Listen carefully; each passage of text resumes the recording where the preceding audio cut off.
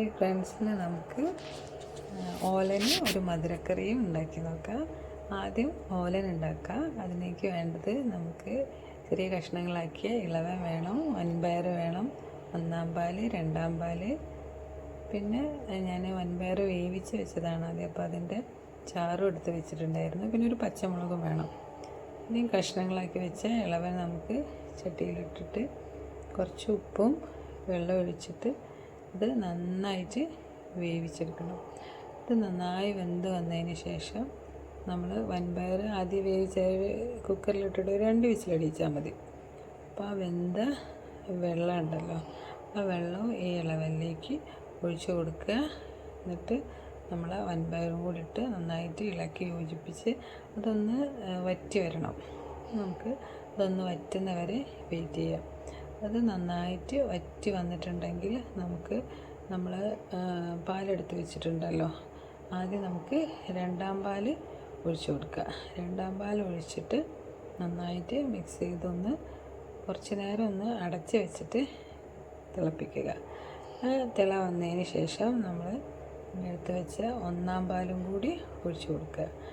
ഒന്നാം പാൽ ഒഴിച്ചിട്ടുണ്ടെങ്കിൽ നമുക്ക് പിന്നെ ഒരുപാട് നേരം തിളയ്ക്കേണ്ട ആവശ്യമില്ല. ചെറിയ ചട്ടിയുടെ ആ ചൂട് തന്നെ ഒന്ന് ഇതായാൽ മതി. അപ്പോൾ നമുക്ക് ഗ്യാസ് ഓഫ് ചെയ്യാം.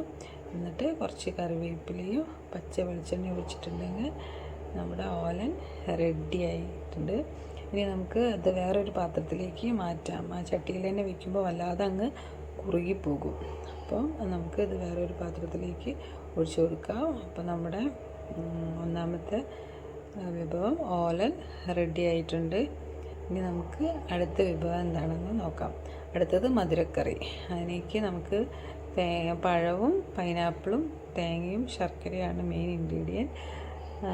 ആദ്യം നമുക്ക് പഴവും പൈനാപ്പിളും ഇത്തിരി മഞ്ഞൾപ്പൊടിയും ഉപ്പ് ഇട്ടിട്ട് ഒന്ന് വേവിച്ചെടുക്കുക. നന്നായിട്ട് വെന്ത് കുഴഞ്ഞ് വരണം. അപ്പോൾ നമ്മൾ കുക്കറിലിട്ടിട്ടെങ്കിൽ നല്ല പാകത്തിനായി കിട്ടും, പെട്ടെന്നായി കിട്ടുമല്ലോ. ഇതിലേക്ക് നമുക്ക് പഴുത്ത മാങ്ങയും മത്തനും ഒക്കെ ഉണ്ടെങ്കിൽ അതും ചേർത്ത് കൊടുക്കുക. അതും നല്ല ടേസ്റ്റാണ്. അപ്പോൾ അത് നന്നായിട്ട് വെന്ത് വന്നിട്ടുണ്ട്. നമുക്കൊരു ചട്ടിയിലേക്ക് മാറ്റിയിട്ട് അതിലേക്ക് കഷ്ണം ശർക്കരയും കുറച്ച് മുളക് പൊടിയും ആഡ് ചെയ്ത് കൊടുക്കുക. എന്നിട്ട് അത് രണ്ടും കൂടി മിക്സ് ആക്കിയിട്ട് കുറച്ചും കൂടി ഒന്ന് വറ്റി വരട്ടെ.